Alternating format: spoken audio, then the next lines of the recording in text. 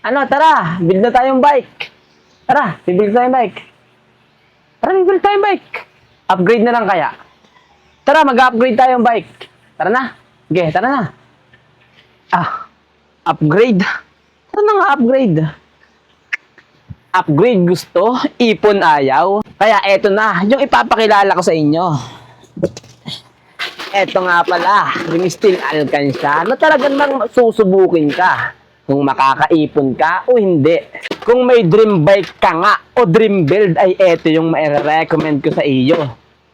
Dahil napaka-large capacity nito. Naaabot talaga yung dream build mo kapag eto na yung pinag-ipunan mo. Dahil once na naglagay ka dyan, ay wala nang bawian. Dahil napakatibay nan at hindi mo makukupitan.